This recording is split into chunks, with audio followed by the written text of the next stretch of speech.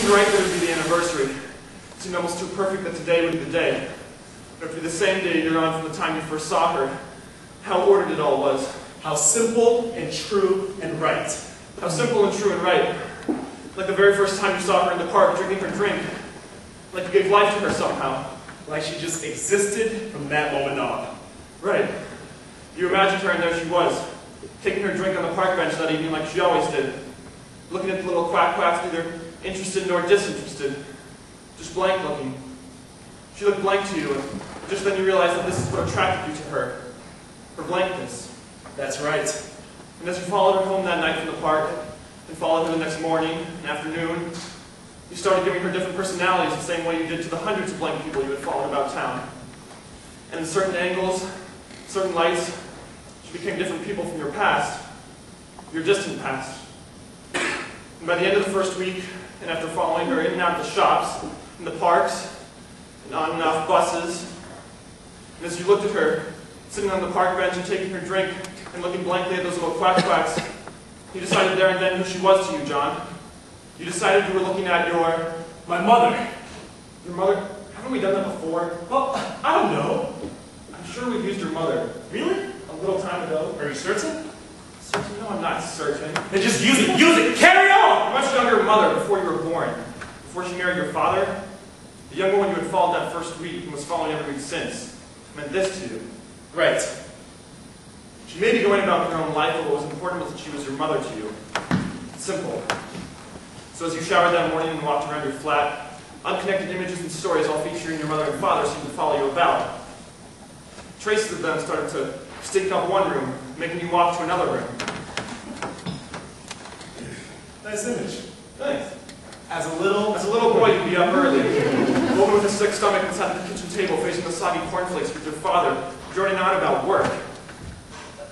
Like a boy would care. Like a 6-year-old boy would take interest in insurance. I hated that insurance talk because that's all my father spoke. You hated your father. Hate fucking guts, Dave! You imagine him at work, how sniveling and pathetic he'd be. Smelling of mother's soap with his Tupperware lunches, and how his work colleagues must have hated him. They did! What a sorry sight of a man he was. Christ. But as much as you hated your father, it was your mother you hated more. But why? You'd use the morning to investigate this question. Today being the day it was important to remind yourself of all the reasons. If you were going to do what you were going to do, you would have to be certain and revisit these terrible moments from when you were a little boy for this one last time. This is very good. Yeah? I'm enjoying this. Really? All as much as I like it. Yeah, but you like the priest one too. The priest version was good, but this has more truth about it, Dave. Really? You think this might be the truth? Well, that doesn't matter, does it? Doesn't it? The exact truth hardly matters, Dave. Are you joking? Of course. Sorry. And we're searching for what exactly? Difficult to say. We are definitely searching them. We certainly are. No chance of arrest? You took in some fresh air on the outside, so as to clear your head and spell out all these terrible moments in clear, embarrassing details. Good. As a little boy in your house, your mother would follow you about in her underwear. The only friend you ever brought home, and she's in her bra and knickers while you're playing tiddlywinks in the kitchen. You're watching your friend's face as she presses her crotch against his arm. You scream and she pulls down your trousers and smacks your bare backside with the coat hanger. She makes your friend watch this, and later on over hot milk and biscuits, she calls your friend her prince. The bitch! It's the day of your 10th birthday, but you're at a neighbor's cocktail party and dressed like a miniature man in a black tuxedo, and your mother's flirting with you and saying to the others, I've got rid of my husband tonight, and here's my date. Isn't John handsome? Isn't he a hunk? After about 15 minutes of this, you hide away beneath the stairs with a plate full of sausage rolls and a glass of fizzy lemonade.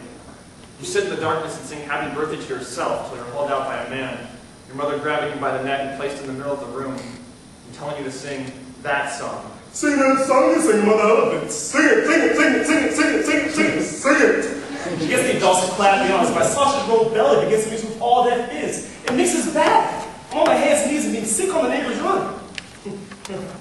Fuck it. Another time, I'm in the supermarket with her. My teenage body jammed into a pair of tennis shorts, and my mother's got me by the fish fingers and slapping my legs. I told you they were here. I told you the fingers were opposite the peas. Another time. And I sat on a large tricycle my bitch mother bought me for my 15th birthday. I'm watching boys and girls ride their racing bikes while me cycle up the center of the road with mother driving behind in her car. Mother blaring the horn for all to see. Your mother was this type of woman, John. Your mind was settled. For the afternoon, you focused again on the young woman you were following this past year. The young woman who had come to represent your mother to you. Knowing her daily routine, you knew that she'd be in the library about now. She'd be there with her books and planning out her week. You felt no pangs of guilt? No, no worry? never! No fear? Did you imagine that library seat empty this time tomorrow? You've never spoken to the young woman before, but that evening you'd hear her voice. That evening, just as you planned it, you'd talk about the lake and the ducks and the wonderful, simple life of stuff. You would hear her voice until you finally decided not to hear her voice anymore. To stop her voice and keep it forever stuck in the simple words of ducks. Ah!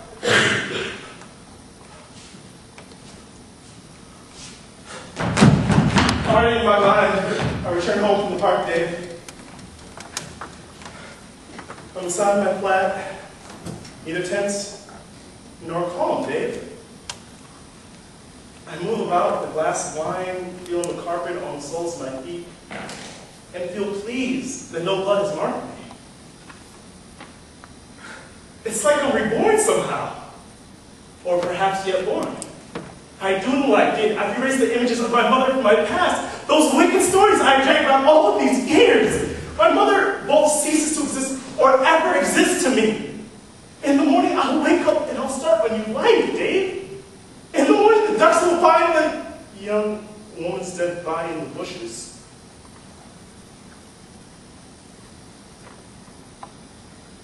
And it'll be their time to stare blankly at her.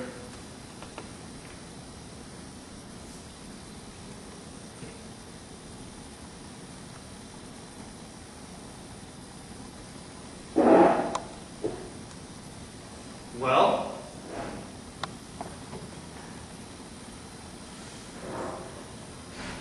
We'll go again. Oh, Christ. From the start, come on! Again? You heard! What, though? What do you mean with what? You want me to start over with anything different from before? You mean the details? Or should I change them? The details were fine. Mother's got it right. It was good, but completely wrong. Are we getting any closer to it as we're blaming? We must be. We've been at this for quite a long time now. We must be closer. Unless we're repeating ourselves. Say we are repeating ourselves every so often. You still imagine we come across some resemblance to truth, right? It'll come down to energy. How do you mean? Whether we have enough energy to keep on going until we find out what it is we're searching for. I can't be doing this indefinitely, you know. What are you talking about? I've got a gun. Of course you can. Yeah. When I get too tired, John, what happens then? Do you feel close to that? I'm closer. Each time I'm getting a little closer. And you're worried you'll be too tired to talk? I'm worried they'll shoot me in the face. Good.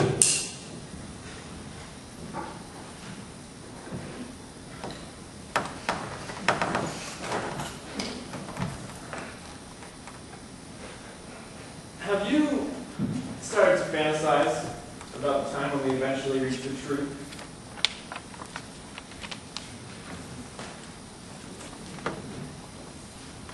What? I have. When do you find the time to do that? During. What? As we're telling the story? sometimes. You're thinking about a moment of peace when we should be busy searching for what might get us there? Is that wrong? It's not very diligent, Dave. A strict man would say shoddy word practice. Shouldn't you be concentrating wholly?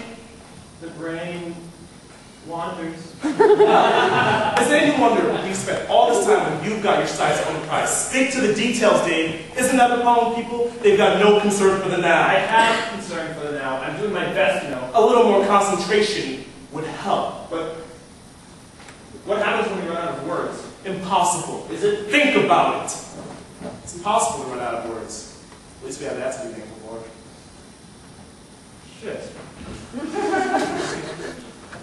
Do you think I could leave for a few moments, John? Go outside for a walk or something? It seemed right that it would be the end Are you fucking stupid? Carry on! Did we have a conversation as to whether we believed there was a bullet in the gun? I'm not too sure. Well, do you think there's a bullet in there? It's safer to believe there might be a bullet. I probably decided that some time ago. I expect you did. I really have to stop sometime, though. Start. It seemed right that it would be the anniversary. It seemed almost too perfect that today would have to be the day. It would be the same day year on from the time you first saw her, how ordered it all was. How simple and true and right. How simple and true and right. Like the very first time you saw her in the park drinking her drink when you gave life to her somehow. Like she just existed from that moment on. Like I just imagined her. There she was, taking her drink from a park bench that evening, right in front of me. Looking at the little flags, neither interested nor disinterested. Just blank looking. She looked blank to you, and just then you realized that this is what attracted you to her. Her blankness. And as you followed her home that night from the park and followed her the next morning and afternoon, you gave her different personalities, didn't you? Right. The same way you did to the hundreds of blank people you had followed about town. And at certain angles, certain lights, she became different people from your past. Yes.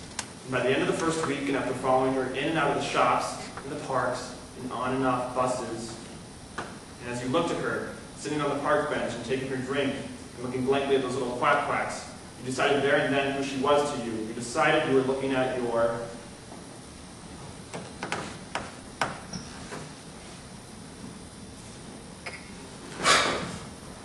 My friend Dave.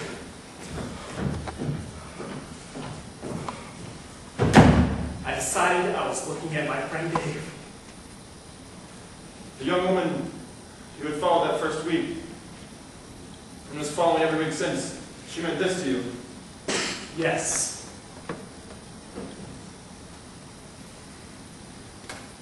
She was maybe going about her own life, but what was important was that she was Dave to you.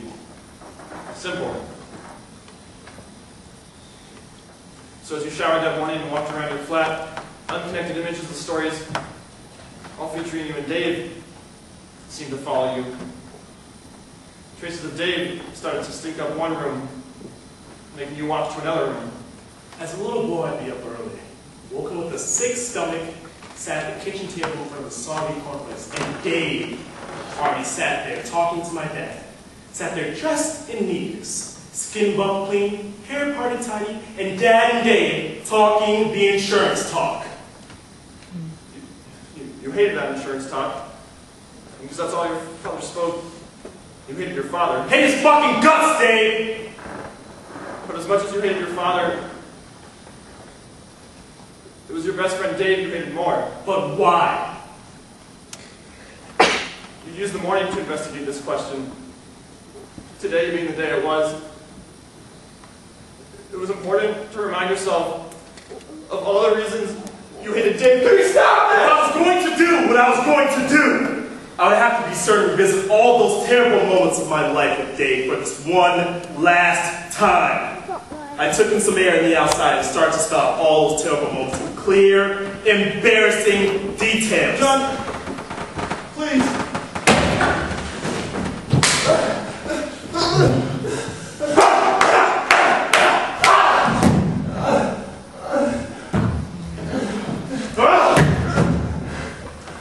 As a little boy in my house, my mother would follow Dave about in her underwear. The only friend I had ever brought home. And mothers in her bra and knickers were pressing her crotch against Dave's arm. I screamed at Mother, and she pulls down my trousers and smacks my bare backside with a coat hanger. Dave sat watching in the corner with a glass of warm milk, watching and smiling, smiling and watching. That's not true. It's Dave's my 10th birthday, but Dave's at an English cocktail party, just like a miniature man in his black tuxedo. My mother is flirting with Dave and saying to the others, I got rid of my husband tonight, and here's my Dave. Isn't Dave handsome? Isn't he a hunk? While I'm at home beneath the stairs with my photo album, cutting the head off of Dave. Dave the fuck! Another time I'm in the supermarket.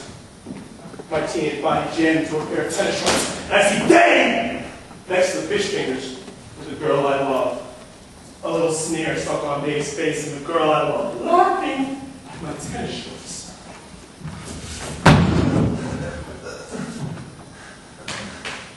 My mind was settled.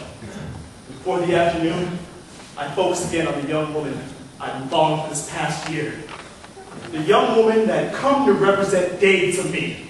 The young woman that was Dave's old sweetheart and my only love. That evening, just as I planned. John, Say it!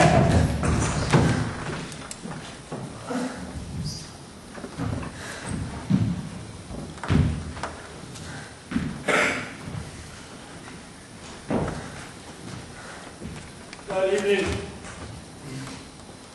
just as you planned it, you talked about the lake and the ducks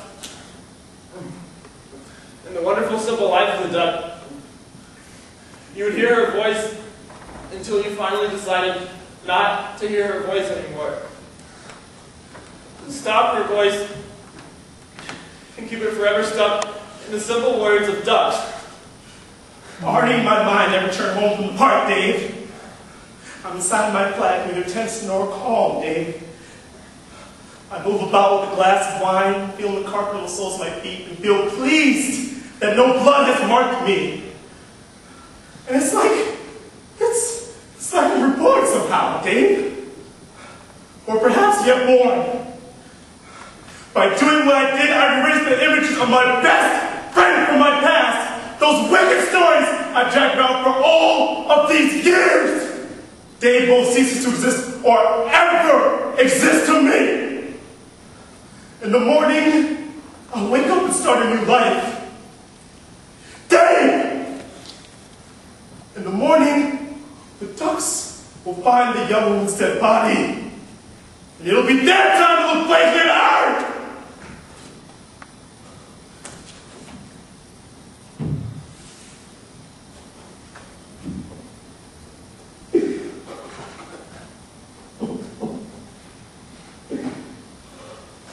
Is this the truth? Is it close to the truth, John?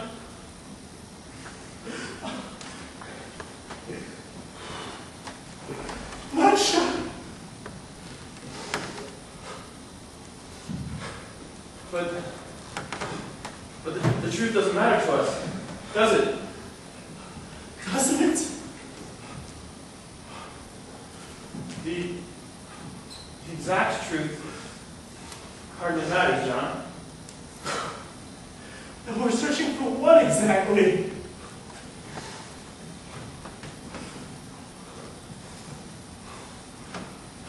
Difficult to say, but we're most definitely searching for something other than what we have.